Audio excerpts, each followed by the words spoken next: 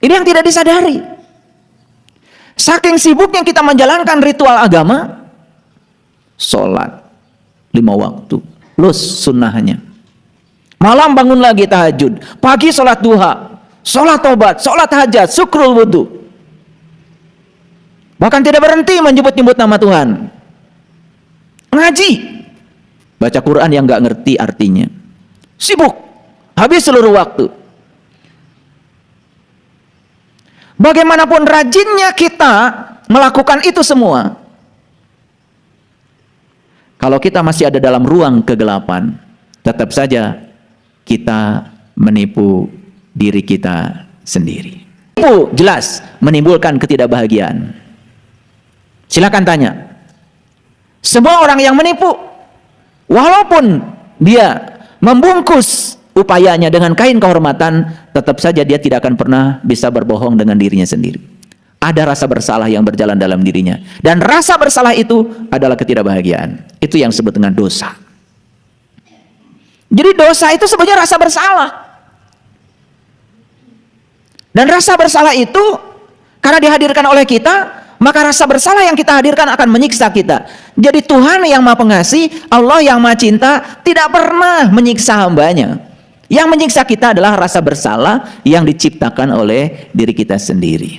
Jangan percaya sama orang-orang yang suka ngomong, katanya kalau kita berbuat dosa maka kita akan diazab oleh Allah. Tuhan yang Maha Cinta, Tuhan yang Maha Pengasih, yang mengutus kita ke alam semesta ini atas nama cinta, dan kita diciptakan atas nama cinta. Kita itu buah cinta. Jadi kalau kita ini diciptakan atas nama cinta, buah cinta, karena Tuhan Maha Cinta, tidak mungkin Tuhan mengazab kita. Jadi kadang-kadang kita ini ya, kalau ngomong nggak beres, nggak waras.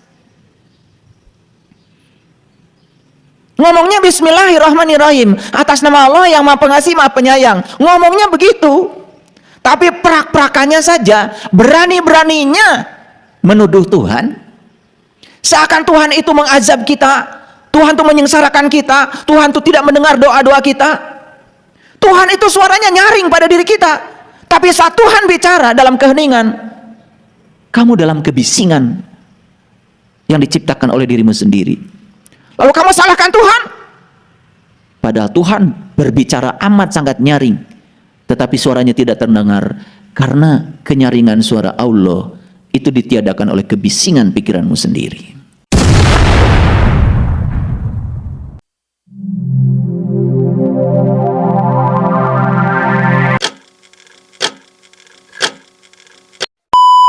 Bismillahirrahmanirrahim. Assalamualaikum warahmatullahi wabarakatuh. Rahayu sagung dumadi, semoga seluruh makhluk hidup, baik yang kelihatan maupun yang tidak kelihatan di setiap ruang dan waktu, di semua tingkatan senantiasa hidup berbahagia. Dan semoga kita semua diberi kemampuan untuk membahagiakan semua makhluk, diberi kemampuan juga untuk menghindarkan agar tidak boleh ada satu makhluk pun yang menderita. Sadari bahwa sesungguhnya hari demi hari, minggu demi minggu, bulan demi bulan, tahun demi tahun, pelajaran yang diberikan semesta kepada kita tuh sebetulnya cuma satu, yaitu pelajaran melepaskan. Itu saja. Tidak ada orang yang dagang untung terus. Harus melepaskan. Tidak ada juga orang yang dagang rugi terus. Harus melepaskan. Tidak ada orang yang muda terus, cantik terus, ganteng terus. Harus melepaskan. Tidak ada orang yang jabatannya kekal. Harus melepaskan. Tidak ada juga orang yang hidup terus-menerus tidak mati. Tidak ada. Harus melepaskan. Jadi kalau kita cermat mengamati kehidupan, di kehidupan ini pelajarannya cuma satu, yaitu latihan melepaskan. Bagaimana mereka yang tidak melatih diri untuk melepaskan? Nanti juga ketika mati akan dipaksa untuk melepaskan. Bedanya apa orang yang rajin latihan melepaskan ketika hidup? Lalu ketika matinya seperti apa bedanya dengan orang yang sama sekali tidak berlatih melepaskan? Ya bedanya cuma sedikit. Satu saat kematiannya menderita, yang satu saat kematiannya penuh sukacita. Itu saja. Itu sebabnya sadar. Jangan terus mencari, jangan terus mengumpulkan, sementara tidak melatih diri untuk tidak melepaskan. Karena itu akan menjadi sumber penderitaan yang sangat dahsyat dan sangat luar biasa. Keengganan untuk melepaskan itulah sesungguhnya sumber penderitaan bagi semua makhluk, baik yang masih hidup maupun saat dia menghadapi syakaratul maut. Orang yang masih banyak ikatan ketika dia sudah syakaratul maut, dia akan mengalami penderitaan yang hebat di saat itu.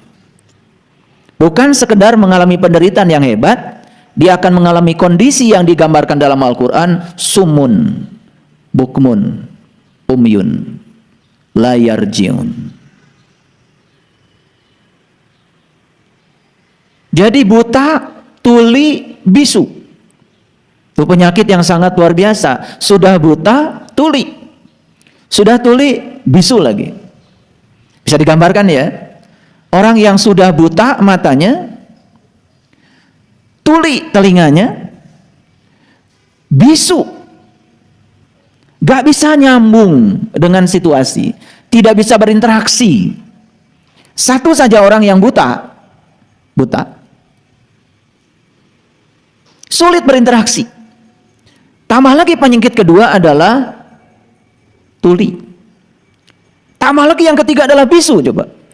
Gak nyambung. Yang paling berbahaya adalah gak nyambungnya dia dengan Allah. Yang paling berbahaya adalah gak nyambungnya dia dengan suara kebenaran yang ada dalam dirinya. Orang yang semacam ini layar jiun, gak bisa pulang. Mati tapi gak bisa pulang. Lalu kemana dia? Ya kelayaban di sini. Persis seperti minyak yang ada dalam air. Ada dalam air tetapi tidak bisa bersenyawa dengan air. Ada dalam air tapi nggak bisa nyambung dengan air. Ada dalam air tapi tidak merasakan keberadaannya bersama air. Ada dalam Allah tapi nggak nyambung dengan Allah. Ada dalam Allah tetapi tidak merasakan kontak dengan Allah, tidak ada hubungan dengan Allah. Ada dalam Allah tetapi tidak mendengarkan suara kebenaran dari Allah. Itu namanya gak nyambung. Boleh mencari, boleh mengumpulkan, boleh, tapi jangan sekedar latihan mencari dan mengumpulkan. Kita pun harus latihan untuk melepaskan. Apa yang harus dilepaskan? Yang harus dilatih dan dilepaskan cuma dua. Satu, latihan melepaskan materi. Wujudnya adalah uang, harta, dan segala yang kita kumpulkan. Itu satu. Dan yang paling berat ini yang kedua. Latihan melepaskan keakuan. Latihan melepaskan ego. Apa wujud keakuan dalam diri? Ada dua. Yang pertama adalah ketamakan, kerakusan. Yang kedua adalah kebencian. Kapan kita tamak dan rakus? Seseorang menjadi tamak dan rakus terhadap segala hal yang dia inginkan. Betul? Ingin selamanya sehat. Tamak, rakus. Ingin selamanya kaya. Tamak, rakus. Ingin selamanya menjabat. Tamak, rakus. Nah, orang-orang yang ingin selamanya berada di posisi ini, dia izinkan dirinya tamak dan rakus pada yang dia ingin, sebetulnya dia sedang menyimpan dirinya dalam ruang kegelapan. Dan ruang kegelapan yang kedua adalah kebencian. Terhadap apa kita benci? Terhadap segala sesuatu yang sangat tidak kita ingin, tetapi itu hadir dalam kehidupan kita. Akibatnya kita menjadi dua. Satu, mencengkram pada ketamakan. Yang kedua, menendang pada yang disebut dengan kebencian. Dua-duanya adalah ruang kegelapan. Itu nutrisi yang sangat hebat bagi ego dan keakuan. Itu nutrisi itu. Itu nutrisi itu. Nilai gizinya bagi keakuan sangat luar biasa. Boleh latihan mencari, boleh. Boleh latihan mengumpulkan, tapi juga harus diimbangi dengan latihan melepaskan. Saya sudah melepaskan uang saya. Bagus. Di mana? Ya setiap hari di lingkungan di mana saya tinggal. Bagus. Apa niat Anda? Apa niatmu? Saya melepaskan uang saya biar orang memuji saya. Itu kemelekatan. Saya melepaskan harta saya biar saya dipandang baik sama orang lain. Itu pencitraan. Itu juga kemelekatan. Saya melepaskan uang saya biar saya dapat balasan yang sebanyak-banyaknya dari Allah. Konon katanya kalau saya melepaskan uang saya di jalan Allah akan dikalikan 700 kali. Sehingga saya akan dapat pahala yang berlipat ganda. Itu juga kemelekatan. Melepaskan ya melepaskan. Tidak ada keinginan, tidak ada harapan. Itu namanya melepaskan. Kalau masih ingin pahala, itu namanya belum melepaskan. Kenapa saya bicara ini? Di awal pertemuan ini, saya cuma khawatir saja. Ada orang-orang yang merasa sudah melepaskan, padahal sesungguhnya dia tidak sadar kalau dia sedang membangun kemelekatan baru. Dengan versi yang lebih baru, dengan versi yang lebih canggih. Jadi siapapun orang yang memberi selalu ingin diumumkan, selalu ingin diketahui orang, dan orang harus berterima kasih pada dia. Dia sedang memberikan nutrisi pada egonya, dan ini adalah kegelapan. Ini yang tidak disadari. Saking sibuknya kita menjalankan ritual agama, sholat 5 waktu. Plus sunnahnya. Malam bangun lagi tahajud. Pagi sholat duha. Sholat tobat. Sholat hajat. Syukrul wudhu. Bahkan tidak berhenti menyebut-nyebut nama Tuhan. Ngaji. Baca Quran yang gak ngerti artinya. Sibuk. Habis seluruh waktu. Bagaimanapun rajinnya kita melakukan itu semua, kalau kita masih ada dalam ruang kegelapan, tetap saja kita menipu diri kita sendiri. Dan orang yang masih menipu dirinya, otomatis secara tidak sadar dia juga akan menipu orang lain. Dan saya pastikan semua orang yang menipu orang lain, sebetulnya mereka yang setiap hari berhasil menipu dirinya sendiri. Dan orang yang tidak pernah menipu dirinya sendiri, tidak akan mungkin menipu orang lain. Dan semua orang yang menipu orang lain adalah mereka yang berhasil menipu dirinya sendiri. Dan menipu jelas menimbulkan ketidakbahagiaan. Silakan tanya. Semua orang yang menipu, walaupun dia membungkus upayanya dengan kain kehormatan, tetap saja dia tidak akan pernah bisa berbohong dengan dirinya sendiri. Ada rasa bersalah yang berjalan dalam dirinya. Dan rasa bersalah itu adalah ketidakbahagiaan. Itu yang disebut dengan dosa. Jadi dosa itu sebenarnya rasa bersalah. Dan rasa bersalah itu karena dihadirkan oleh kita, maka rasa bersalah yang kita hadirkan akan menyiksa kita. Jadi Tuhan yang Maha Pengasih, Allah yang Maha Cinta, tidak pernah menyiksa hambanya. Yang menyiksa kita adalah rasa bersalah yang diciptakan oleh diri kita sendiri. Jangan percaya sama orang-orang yang suka ngomong, katanya kalau kita berbuat dosa maka kita akan diazab oleh Allah. Tuhan yang Maha Cinta, Tuhan yang Maha Pengasih, yang mengutus kita ke alam semesta ini atas nama cinta, dan kita diciptakan atas nama cinta. Kita itu buah cinta. Syariatnya kita lahir ke dunia adalah ibu bapak kita berpelukan. Itu syariatnya. Disemaikan cinta itu pada ibu, disemaikan cinta itu pada ayah, dan dua orang yang bercinta ini berpelukan. Lahirlah kita. Jadi hasilnya kita ini adalah buah cinta. Bukan hasil pukul-pukulan, tapi hasil pelukan. Sadar kalian itu hasil pelukan. Jadi ketika mau pukul-pukulan, sadar, oh ternyata saya ini hasil pelukan, bukan hasil pukulan. Jadi kalau kita ini diciptakan atas nama cinta, buah cinta, karena Tuhan Maha Cinta, tidak mungkin Tuhan mengazab kita. Jadi kadang-kadang kita ini ya, kalau ngomong nggak beres, nggak waras. Ngomongnya Bismillahirrahmanirrahim, atas nama Allah yang Maha Pengasih, Maha Penyayang. Ngomongnya begitu, tapi prak-prakannya saja, berani-beraninya menuduh Tuhan. Seakan Tuhan itu mengazab kita, Tuhan itu menyengsarakan kita, Tuhan itu tidak mendengar doa-doa kita. Tuhan itu suaranya nyaring pada diri kita. Tapi saat Tuhan bicara dalam keheningan, kamu dalam kebisingan yang diciptakan oleh dirimu sendiri. Lalu kamu salahkan Tuhan. Padahal Tuhan berbicara amat sangat nyaring, tetapi suaranya tidak terdengar karena kenyaringan suara Allah itu ditiadakan oleh kebisingan pikiranmu sendiri. Bukan Allah tidak bersuara, kamu yang tidak mendengar. Berbeda. Ini hal-hal kecil yang terkadang kalau tidak dibicarakan secara sistematik seperti ini, kita nggak ngerti. Ini saya sedang hipnoterapi. Saya bukan sedang ceramah. Karena saya tidak sedang menganjurkan, saya juga tidak sedang melarang. Seorang guru ya, yang sadar tidak pernah menganjurkan dan tidak pernah melarang, hanya memberikan pernyataan. Para nabi, para rasul di zamannya tidak pernah ngancam-ngancam,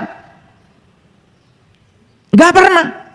Dan mereka-mereka yang mengaku dirinya para pewaris nabi dan rasul tapi ngancam-ngancam, jelas itu bukan pewarisnya. Karena para nabi dan para rasul, para suci, tidak pernah mengancam, tidak pernah menganjurkan, tidak pernah melarang. Mereka itu hanya memberikan teladan. Mereka itu hanya membicarakan dalam pernyataan apa yang beliau alami, apa yang beliau rasakan, apa yang beliau sudah buktikan dalam kehidupannya, itu yang dibagikan. Ngaji itu nggak usah susah-susah, cari rumusan yang pas. Ada nggak orang, mohon maaf ya, dia hidup di lingkungan agama, terserah agamanya apa. Saya tidak berbicara agama tertentu.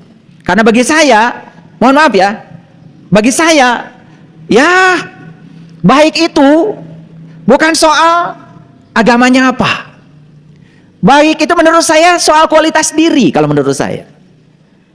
Lalu kenapa kalau gitu kita perlu beragama? Ya, kita perlu beragama supaya kita ini tidak usah cari-cari model untuk jadi orang baik. Makanya para leluhur kita sudah mewariskan kepada agama supaya kita nggak usah cari-cari model untuk jadi orang baik. Ginilah sederhananya, bikin rumah bagusan mana pakai gambar dengan enggak? Pakai gambar kan? Lebih bagus tanya arsitek kan? Biar nggak terlalu ngawur. Apakah bisa bikin rumah tanpa gambar? Bisa, tapi kemungkinannya dua. Bisa bagus banget, bisa brengsek banget. Nah, leluhur kita ada yang sudah sampai. Ada leluhur agama A, ada leluhur agama B, ada leluhur agama C, ada leluhur agama D. Mereka semua mewariskan ajarannya kepada kita. Nah, ajaran yang diwariskan yang telah berhasil menyadarkan mereka, ya kita ngikut. Tetapi jangan ikut seutuhnya. Karena kita diberi kecerdasan. Makanya agama itu adalah perpaduan antara ajaran yang disampaikan oleh para nabi, para rasul dengan tradisi sebetulnya. Makanya agama itu berkembang di mana? Berbeda, karena yang membuat beda itu tradisinya. Gitu. Jadi kita boleh beragama Islam, boleh, bagus. Tetapi tidak mesti jadi orang Arab. Anda boleh beragama Hindu, boleh. Tapi tidak mesti jadi orang India kan? Apakah saya boleh beragama Nasrani? Boleh. Dan tidak mesti menjadi orang Israel. Apapun agamamu, tetap saja jadi orang Indonesia. Karena agama itu urusan pribadi. antara dirimu dengan Tuhan. Coba agama yang paling tua umurnya berapa sekarang? Taruhlah 3000 tahun. Betul? Alam semesta sudah ada nggak 3000 tahun sebelumnya? Apakah di situ ada leluhur kita? Apakah leluhur kita saat itu baik apa buruk? Mungkin saja leluhur kita lebih baik daripada kita. Padahal saat itu mungkin agama belum ada. Ngerti maksud saya? Jadi makanya jangan sok-sok agama lah. Biasa aja. Karena agama urusan kamu dengan dirimu sendiri. Pamerkan saja dampak dari agamamu. Jangan memamerkan agamamu. Bahkan yang harus kita wariskan kepada anak cucu kita sebetulnya adalah perilaku baikmu. Contoh teladan itu yang akan diingat oleh anak cucu kita. Bukan apa keyakinanmu. Ngerti maksud saya? Jadi sekarang setuju iman sama dengan jujur? Oke, sekarang saya tanya, ada nggak orang, maaf tapi, dia itu aktif di lingkungan agama. Terserah agamanya apa. A, B, C, D, E, apapun terserah. Saya tidak mau berbicara salah satunya. Tapi tidak jujur. Ada? Dia itu aktivis di lingkungan agama tertentu, tapi nggak jujur. Ada nggak? Ada apa banyak? Oke. Apakah mereka itu mengaku dirinya beriman? Mengaku. Boleh nggak? Boleh. Kan ngaku. Apakah mereka itu beriman? Jelas. Dari ketidakjujurannya saja sudah jelas dia bukan orang beriman. Dan orang beriman mah jujur. Paham? Jadi buka sama saya. Dalam-dalam. Sok, meja lujur. Ya.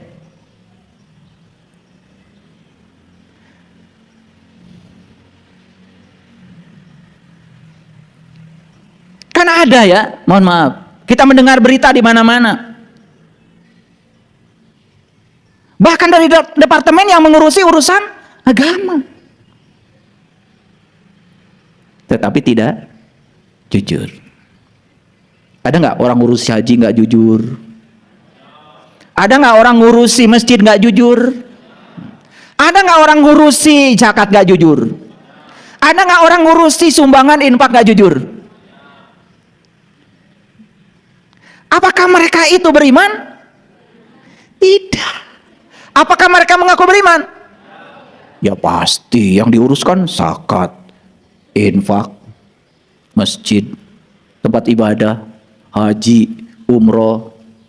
Yang diurusi urusan-urusan agama. Ngerti maksud saya ini?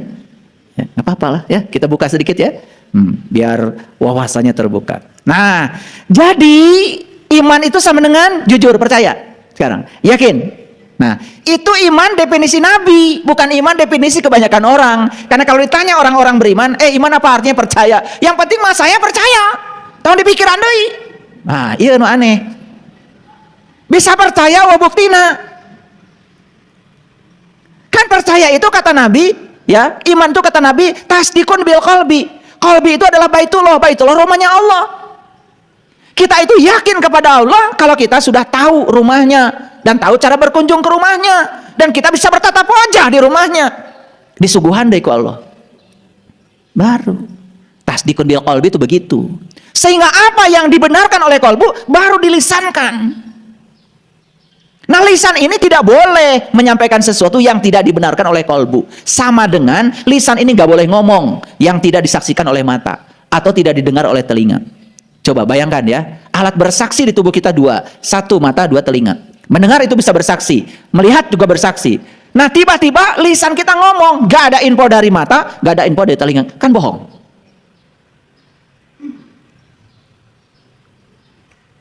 Oke. Nah, saya ingin jelaskan dulu, apa bedanya pikiran dengan kolbu. Nih, supaya ngerti. Kolbu itu baitullah. Baitullah adalah rumah Allah. Karena Allah dekat bersama kita, lebih dekat daripada uratnya di leher kita, berarti Allah bersama kita. Kalau Allah bersama dengan kita, berarti rumahnya Allah ada dalam diri kita. Nah, kalau rumah Allah ada dalam diri kita, berikutnya apa? Sudah jelas alamatnya, jelas dari Allah. Rumah Allah ada dalam dirimu. Kalau rumah itu ada pintunya, pintu ada kuncinya, cari kuncinya, buka pintunya, masuk ke rumahnya, maka kita akan bisa bermuwajahah dengannya. Nah, ketika kita bermuwajahah dengannya, apa yang terjadi? Kita bisa melakukan syahadat sejati yang sesungguhnya. Apa yang kita saksikan dikatakan di mulut, asyhadu alla ilaha illallah wa asyhadu anna muhammadar rasulullah. Baru yang diomongkan lisan itu sama dengan pikiran, diimplementasikan dalam hidup syahadat itu. Kalau asyhadu alla ilaha illallah, dimanapun saya berada, Allah bersama saya, menyaksikan saya, gak mungkin gak jujur. Gak mungkin. Nah, jadi kalau begitu iman itu adalah jujur. Ketika pikiran tidak sama dengan perkataan, tidak sama dengan perbuatan, berarti tidak iman. Boleh mengaku beriman? Boleh. Sekali lagi, boleh. Karena mengaku itu boleh. Kalau ngaku presiden boleh, ngaku menteri boleh, ngaku jenderal boleh. Ngaku apapun boleh. Ngaku jadi orang kaya boleh. Paling capek, betul nggak? Kemana-mana harus pakai mobil. Tiap mau pakai mobil, pinjem. Karena ngaku jadi orang kaya, ya kan? Ketika ketemu teman-teman harus traktir. Untuk traktir, pinjem. Riwa nggak? Oh, nggak apa-apa. Boleh kok ngaku apapun boleh. Ya. Nah, yang paling penting itu bukan ngaku, tetapi diaku. Oke, baik. Sekarang kita lihat ayatnya. Jadi tidak jujur itu berarti menipu siapa? Menipu siapa? Oke. Baik, kita lihat ya ayat ini. Bismillahirrahmanirrahim. Camkan buat semuanya, apalagi yang baru hadir di sini. Wa minan nasi may yaqulu amanna billahi wa bil yaumil akhir wa ma hum bimumin. Di antara manusia ada yang mengatakan kami beriman kepada Allah dan hari kemudian, padahal mereka itu sesungguhnya bukan orang yang beriman. Boleh nggak mengatakan kami beriman? Boleh. Boleh. Dan banyak nggak yang mengatakan begitu? Banyak. Apakah itu akan diaku? Belum tentu. Karena ciri orang yang beriman itu jujur. Jujur samanya antara pikiran, perkataan dan perbuatan. Tidak sama, tidak jujur, tidak iman. Clear sampai sini? Lanjut.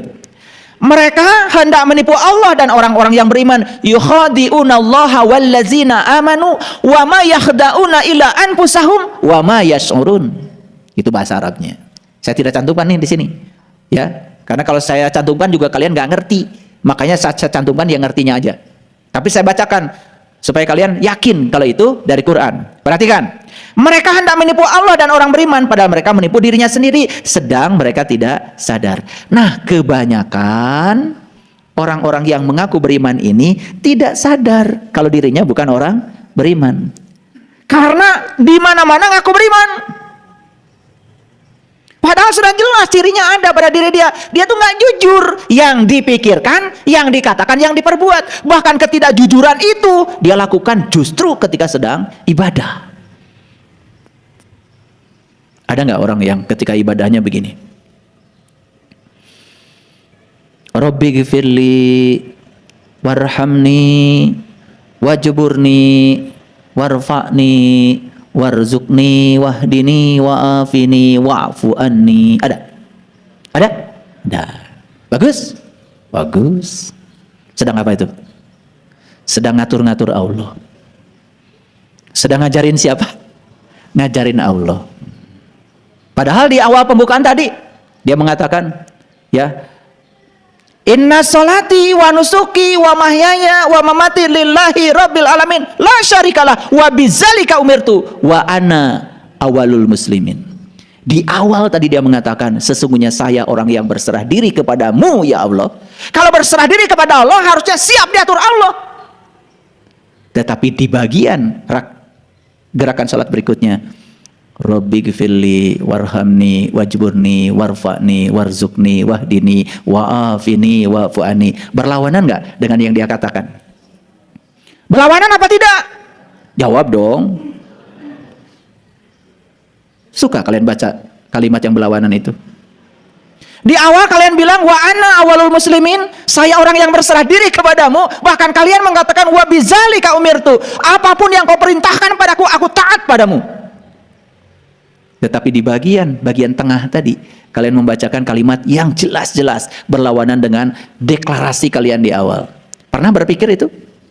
Pernah memikirkan nggak? Luar biasa memang kalian ini. Melontarkan kalimat yang berlawanan sampai tidak terasa. Keren. Keren, luar biasa. Saya kadang-kadang suka mikir, apa saya yang salah gitu. Tapi kan saya dikasih kecerdasan oleh Allah untuk menganalisis. Tapi begitu saya sampaikan begini, ini terasa nggak ngajinya? Terasa?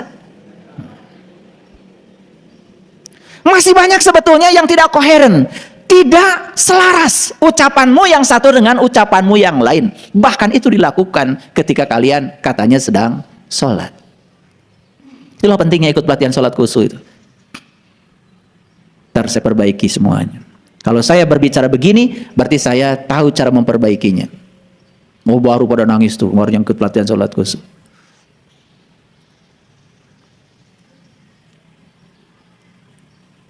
Jadi siapa orang yang suka menipu dirinya sendiri? Orang yang menipu dirinya sendiri itu adalah orang yang ngaku-ngaku. Padahal yang diaku tidak sesuai dengan faktanya. Coba kalau di Quran dikatakan ciri orang beriman salah satunya apa? Salatnya kan khusyuk. Itu dinyatakan di Quran kok. Qad aflahal mu'minun alladzina hum fi salatihim khashi'un. Ciri orang beriman tuh satu kata Allah, salatnya khusyuk. Jadi orang beriman salatnya apa? Yang tidak khusyuk? Gitu aja ngaji. Ulangi, orang beriman cirinya apa? Salatnya yang gak khusyuk? Gitu aja kok.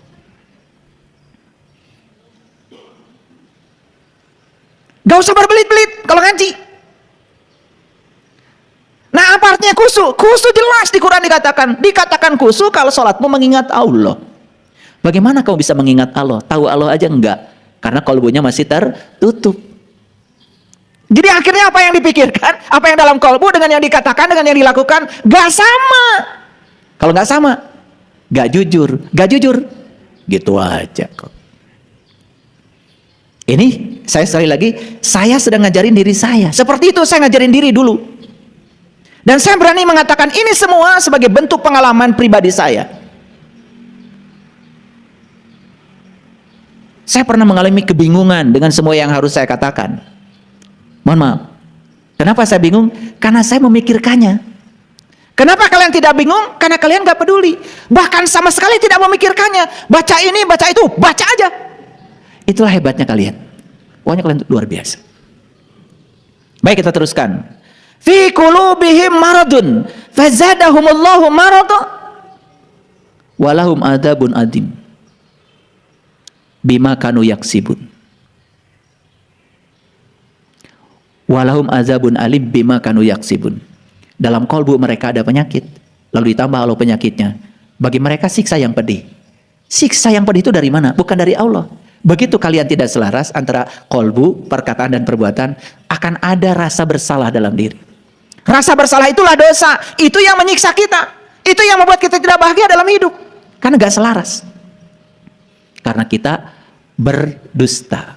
Apa dustanya? Apa dustanya? Yang aku beriman. Padahal tidak selaras antara kalbu, perkataan dengan perbuatan. Tidak selaras antara pikiran yang sudah terkendali oleh kalbu dengan perkataan dengan perbuatan. Gak selaras kok ngaku.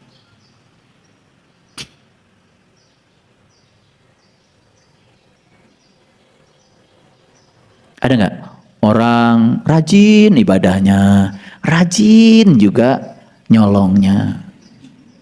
Ada nggak? Ada apa banyak? Lah kenapa begitu?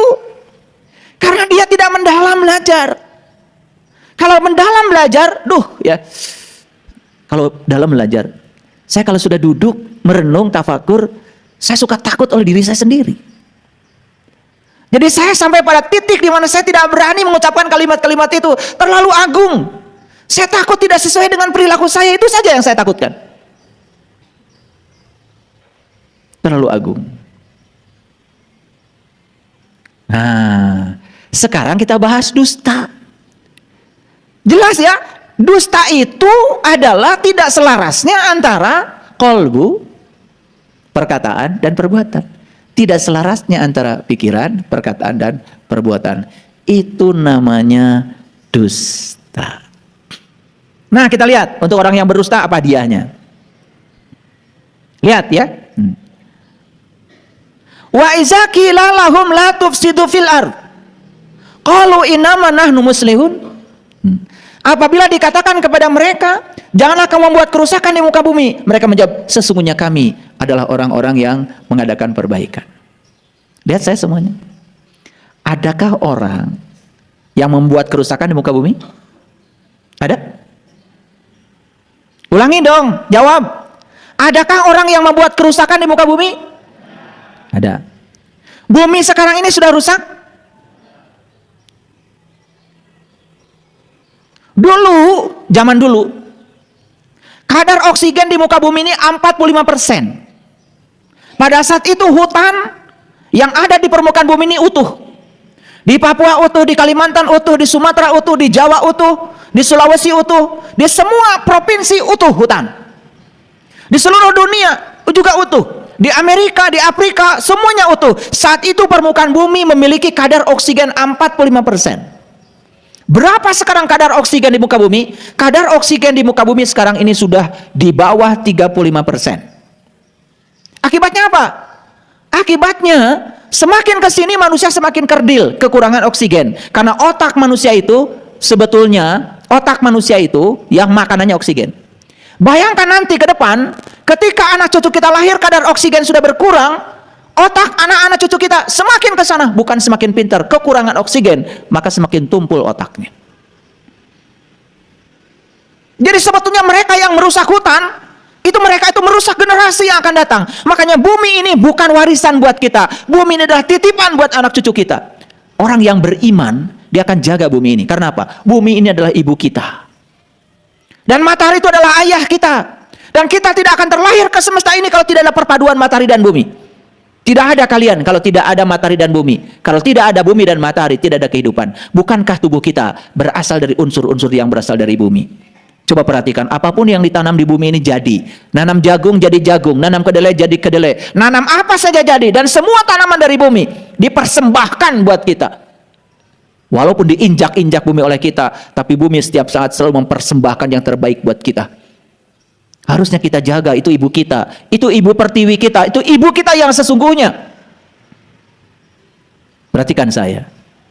Menyakiti ibu, salah satunya adalah menyakiti bumi ini. Makanya sekarang bumi mengalami ketidakseimbangan. Betul? Banjir bandang di mana-mana. Dan kita cuma dengan mudah mengatakan ketika banjir bandang kita mengatakan musibah. Sing sabar. Padahal tidak ada satu peristiwa yang terjadi kalau tidak ada akibatnya. Semua sebab itu ada akibatnya. Sekarang saya mau nanya, jujur sama kita semua. Banyak gak di muka bumi ini orang yang mengaku beriman? Banyakkah di muka bumi ini orang yang membangun kerusakan? Lihat saya semua. Jangankan bumi yang besar, bumi kecil saja ini warisan dari Allah buat diri kita, kita rusak. Betul? Ayo. Apa yang pertama kita rusak di bumi kecil ini? Jiwa kita. Setelah itu yang dirusak apa? Pikiran kita. Setelah itu apa yang kita rusak? Tubuh kita. Makanya tubuh kita ini sekarang subhanallah. Maaf ya. Dopamin di otak kita nggak ada. Oksitoksin di otak kita nggak ada. Serotonin di otak kita nggak ada. Endorfin di otak kita nggak ada. Begitu 4 saja hormon kimia tidak tumbuh dalam diri kita. Dopamin tidak ada, oksitosin tidak ada, endorfin tidak ada, serotonin tidak ada. Apa yang terjadi? Sakit. Sakit. Karena kekurangan zat kimia. Apa itu dopamin? Dopamin itu adalah hormon untuk menimbulkan perasaan baik. Jadi kalau dalam diri kita sudah tidak ada perasaan baik, tidak ada kenyamanan dalam diri, apa yang bisa kita perbuat? Yang kedua apa? Oksitoksin, hormon cinta. Bayangkan, hormon cinta tidak berproduksi dalam diri. Bagaimana kita bisa mencintai? Hormon cintanya sendiri tidak memproduksi cinta. Apa yang kita bagikan ke semesta? Kebencian. Makanya di mana-mana orang menebarkan kebencian. Bahkan di media sosial luar biasa. Orang menebarkan kebencian itu menganggap hal yang biasa. Padahal itu membuat kerusakan energi di muka bumi ini. Yang ketiga yang disebut dengan hormon endorfin. Hormon endorfin itu apa? Hormon yang diciptakan oleh semesta untuk menimbulkan rasa tidak nyeri pada tubuh kalau sakit. Makanya orang sakit dikit aja langsung dikit saja sakit langsung ya mengeluh. Kenapa? Gak ada hormon endorfin dalam dirinya. Dan yang keempat, tidak ada serotonin. Serotonin itu adalah hormon yang menimbulkan suasana hati yang menyenangkan. Kalau suasana hati sudah tidak menyenangkan, sudah kemurungsung. Kalau sudah kemurungsung, apa yang terjadi? Konflik. Kenapa? Lihat saya semuanya. Konflik kita dengan orang lain itu datangnya dari mulut kita. Dan kenapa mulut kita mengatakan kata-kata yang penuh konflik? Karena datang dari pikiran kita. Ketika kita masih konflik dengan pikiran kita, maka kita pun akan berkonflik dengan orang.